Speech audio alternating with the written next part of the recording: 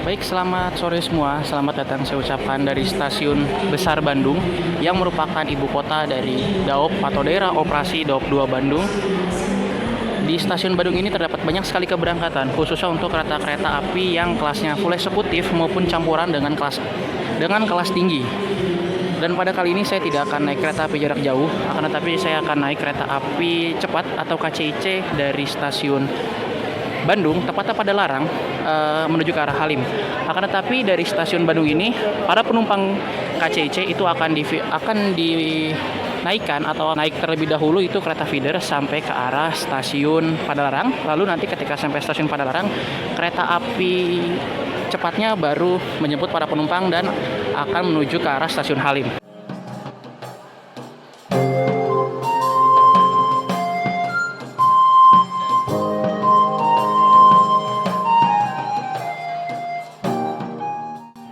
Lalu untuk pintu masuk di stasiun Bandung sendiri, untuk kereta api keberangkatan jarak jauh, itu terdapat dua metode. Yang pertama ada face recognition yang ada di sebelah kiri, yang memakai scan wajah muka, dan yang kanan itu masih bisa untuk teman-teman yang menggunakan manual atau menunjukkan kartu identitas seperti KTP ataupun SIM. Nah, ini untuk keberangkatan kereta api jarak jauh. Akan tetapi kalau teman-teman naiknya itu kereta api cepat atau KCIC, itu teman-teman dari pintu masuk utama kereta api jarak jauh, teman-teman harus menuju ke arah kiri dan nanti akan berjalan di sebuah lorong. Nah, nanti di sebuah lorong ini akan tembus ke semacam lounge khusus buat para penumpang dari kereta api cepat Jakarta Bandung seperti itu.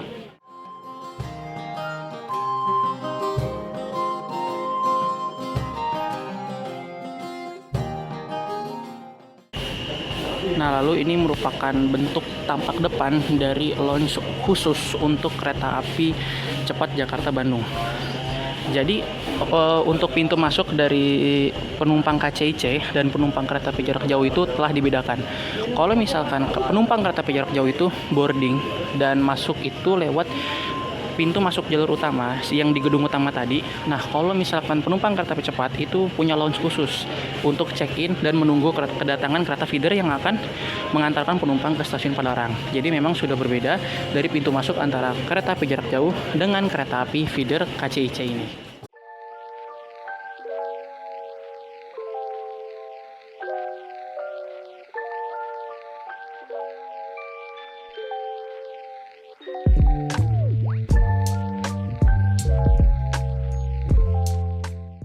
Nah, jadi ini merupakan kereta api feeder yang akan kita naiki dari stasiun Bandung ke arah stasiun Padalarang. Yang pertama ada feeder yang satu dan yang kedua juga ada feeder lagi. Nah, kita akan naik feeder yang ini. Feedernya berwarna hijau. Kalau kata rail fans ini bilangnya kacang hijau. Nah, untuk kursinya seperti ini, kurang lebih seperti ekonomi premium berhadap-hadapan. Jadi kalau dari segi kenyamanan ini sudah cukup nyaman buat feeder dan melakukan perjalanan hanya kurang lebih 20 menit aja nih menuju ke arah stasiun Padalarang.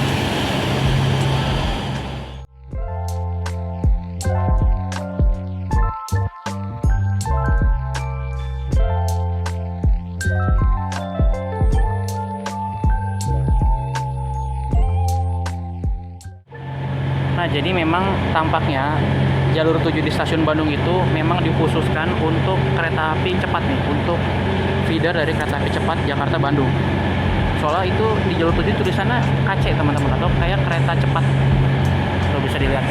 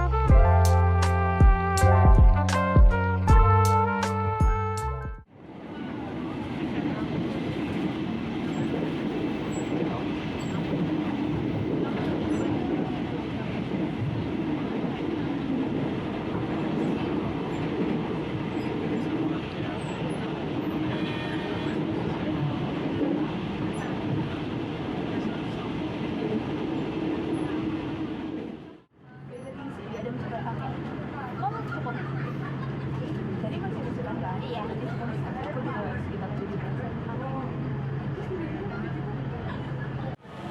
kurang lebih setelah menempuh perjalanan 19 menit, ini kita telah tiba di stasiun Padalarang dan akan naik ke lantai atas nih untuk masuk ke dalam kereta cepat.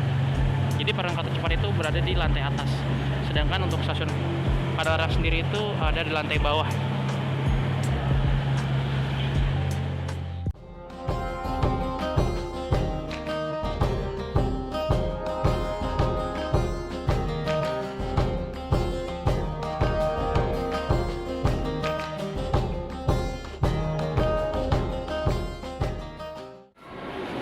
Nah, ini untuk bentuk dari stasiun Padalarang sendiri megah banget dan cukup banyak sekali gerai retail. Di sana tuh ada Indomaret, ada teh pucuk dan beberapa makanan dan jajanan lainnya. Jadi untuk Padalarang ini walaupun hitungan stasiun baru untuk KCIC-nya, akan tetapi untuk fasilitasnya cukup lengkap nih. Dan ini kita akan masuk ke gate utamanya. Jadi sebelum masuk ke dalam ruang tunggu di dalam sana, kita harus scan terlebih dahulu tas dan barang bawaan kita. Kayak di MRT teman-teman. Mungkin kalau teman-teman yang naik MRT udah familiar. Nah, ini untuk bentuk dari stasiun Padalarang sendiri untuk KCC ini megah banget. Apalagi atapnya ini dibentuk seolah-olah tinggi seperti itu. Kurang lebih ini meniru gaya stasiun kereta api cepat yang ada di Cina. Karena memang pengembangnya ini ya dari Cina teman-teman. Jadi kurang lebih untuk arsitektur dan bentuk bangunannya ini sama. Dan ruang tunggu ini mampu menampung banyak sekali penumpang dan banyak banget kursi yang tersedia. Bahkan juga ada kursi khusus disabilitas dan di ujung sana juga ada toilet. Toiletnya juga lengkap, ada musola juga dan ada toilet khusus disabilitas. Lalu di sana juga ada ruang VIP, tampaknya buat kelas first class teman-teman. Dimana kalau kelas first class ini itu harganya 600.000 untuk sekali perjalanan dari Padalarang menuju ke Halim. Sedangkan kalau untuk kelas bisnis itu 450.000, sedangkan kereta yang saya naiki kelas ekonomi itu 250.000 untuk sampai ke stasiun Halim seperti itu.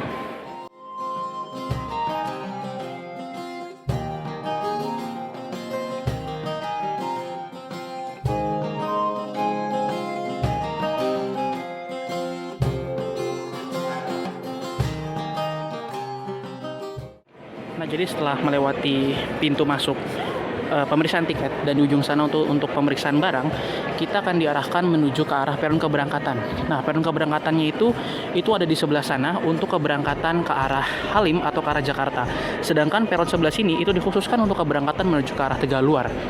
Nah, itu kurang lebih namanya peron 2. Nah, seperti itu peron 2. Jadi, akses menuju ke arah peron 2, teman-teman, itu mengharuskan teman-teman untuk naik Skybridge terlebih dahulu dan nyebrang menuju ke arah peron 2. Itu bisa lihat penumpangnya banyak banget. Untuk minggu malam ini okupansinya mungkin full teman-teman di semua kelas.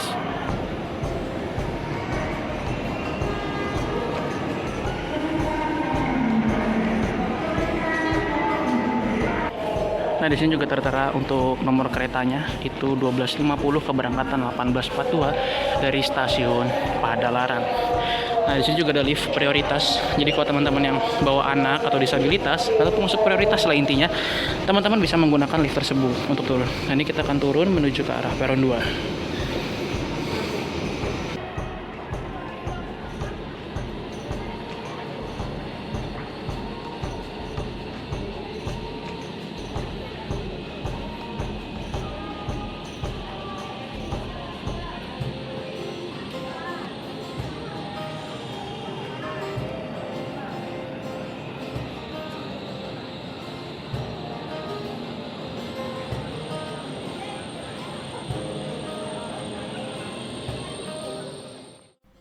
Nah, ini adalah ruang kaki dari kereta api KCC kelas ekonomi premium. Kurang lebih untuk ruang kakinya cukup lega jika dibandingkan dengan kereta api premium yang ada di kereta api jarak jauh, teman-teman. Dan masih bisa nyelonjor sedikit lah, kurang lebih seperti itu.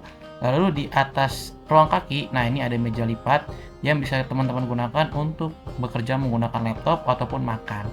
Nah, ini juga ada ketentuannya bahwa berat maksimal itu 25 kg dan terdapat casan di antara bangku seperti itu. Nah, lalu di mejanya juga bisa kita buka dengan cara memutar seperti ada kuncinya gitu, teman-teman. Nah, ini bisa dilihat mejanya udah bisa digunakan. Jadi cukup praktis, tidak perlu ditarik seperti di kereta api eksekutif kebanyakan. Jadi lebih mudah digunakan seperti itu, teman-teman. Nah, kita lipat lagi. Nah, teman-teman, untuk bangku ekonomi premium di KCC ini, itu juga dapat diputar searah dengan laju kereta. Nah, itu ada tuas di bawah bangku, itu kalau diinjak, teman-teman, itu bisa bangkunya itu bisa berputar 360 derajat dan menyesuaikan dengan arah laju kereta, dan itu ada pegangannya juga. Nah, di sini juga terdapat penyimpanan koper. Jadi di sini terdapat 3 rak yang kalau teman-teman bawa koper yang cukup besar tuh teman-teman bisa taruh sini. Lalu untuk pintunya ini kedap banget teman-teman, benar-benar kedap. Jadi setelah pintu ini tertutup, seolah-olah tuh suara di luar tuh sedikit banget yang masuk gitu. Dan di sini juga ada beberapa tombol. Kalau nggak salah ada tombol emergency dan lain-lain juga. Jadi untuk pintu di bus ini tuh otomatis seperti di kereta api eksekutif New Generation yang dioperasikan oleh PT KAI di kereta api Argo Dwi Pangga, Argo Lau, dan juga Taksaka. Nah, di pintunya nih, karetnya tebal banget. Nah, ini untuk sambungannya juga menggunakan sambungan apa ya, mungkin akordeon kali ya teman-teman, tapi bukan sambungan karet biasa. Dan lihat tuh bawahnya tuh juga rata, jadi penumpang yang mau lalu lalang di antara gerbong satu ke gerbong sini tuh lebih aman, dan suaranya juga lebih kedap teman-teman, seperti itu. Nah, untuk fasilitas dari kamar mandi bus sendiri, ini ada wastafel untuk membilas tangan. Di sini ada untuk kerannya juga. Di sini ada pengarum ruangan. Di sini juga ada pelapis toilet, dan di sini juga ada tisu, serta ini ada jet shower untuk kita cebok seperti itu teman-teman. Dan ini ada WC-nya nih, WC-nya WC duduk seperti itu. Dan tombol flashnya ini ya, harus ditekan.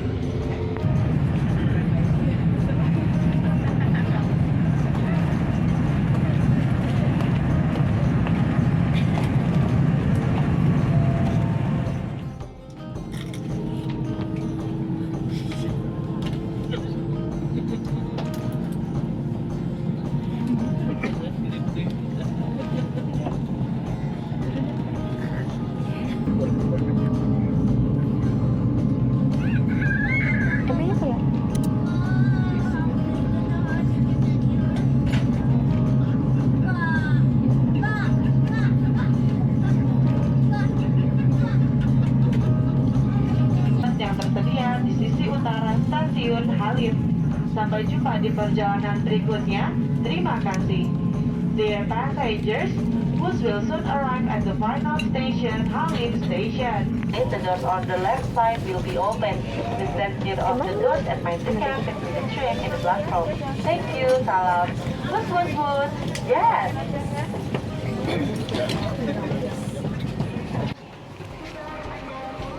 Iya mas. Nah, ini pada pukul 19 lewat 11 atau tepat lah ya. Ini kereta api Wusnya telah tiba di stasiun akhir, stasiun Halim. Dan ini jatuhnya tepat waktu. Bahkan ya mungkin telat semenit tadi untuk keluar ya 19.12 lah seperti itu. Jadi untuk ketepatan waktunya bagus banget, dan untuk okupansi penumpangnya ini di minggu sore ini rame banget teman-teman. Bisa dilihat yang turun dari ini rame banget. Bahkan yang sampai bawah itu yang pengguna eskalatornya ini rame banget. Nah, untuk bus sendiri ini memiliki 3 kelas. Yang pertama itu ada kelas ekonomi yang biasanya dirangkaikan di tengah kereta, lalu ada bisnis, dan juga di ujung-ujung kereta itu setahu saya kereta api first class. Nah, ini ada bus juga yang baru berangkat. Saya mungkin sekitar keberangkatan 19.15 kali ya, atau 19.14. Ini busnya berangkat menuju ke arah Padalarang.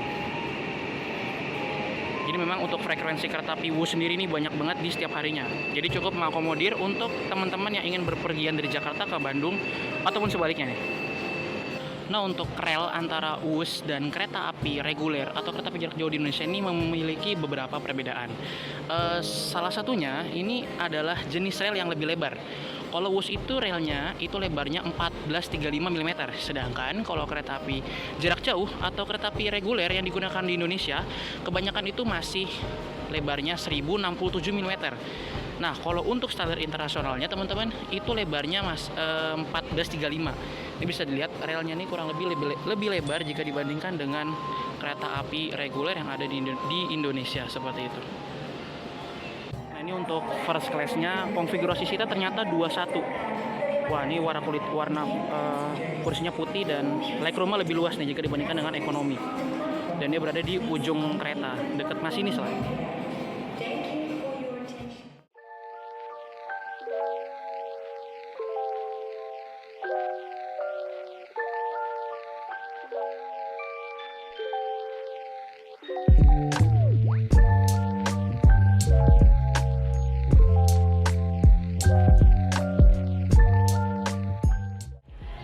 Oh ya, jadi selepas teman-teman turun dari atas peron keberangkatan, ini merupakan suasana dari stasiun Halim. Jadi itu terdapat nomor peron itu nomor 3, 4, 5, dan 6. Kayak tampaknya paling mentok itu nomor 6.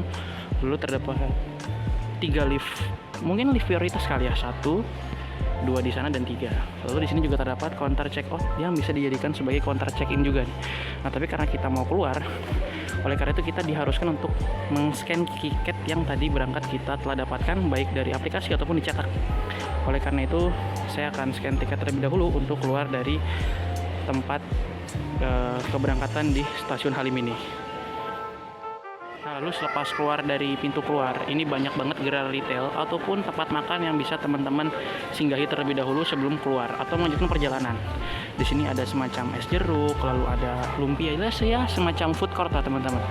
Lalu di sini juga ada penjelasan mengenai transportasi yang terhubung dengan stasiun KCC ini, yaitu ada LRT, lalu ada juga Transjakarta.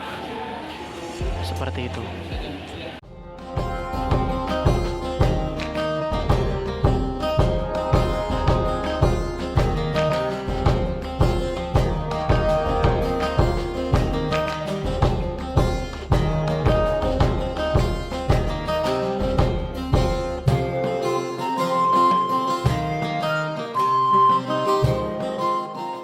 Wah, ini banyak banget gerai retail yang ada di Skybridge menuju ke LRT-nya nih. Jadi di jembatan penghubung ini banyak banget gerai retail yang ada di jembatan ini.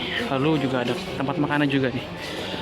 Dan ini seperti ada angkringan, ada dapur tenda juga, dan ada beberapa tenan yang mungkin udah tutup.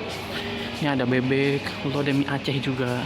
Jadi memang banyak banget retail yang buka di tempat ini teman-teman. Jadi kalau teman-teman yang misalkan datang ke Halim pagi hari ataupun malam hari dan ingin makan terlebih dahulu, itu bisa banget di stasiun Halim ini, seperti itu.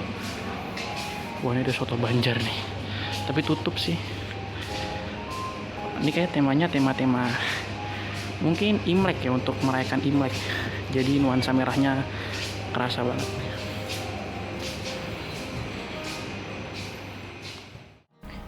Baik teman-teman semua, sebelum mengakhiri video ini mungkin saya akan memberikan sedikit kesimpulan serta tanggapan mengenai kereta cepat Jakarta-Bandung.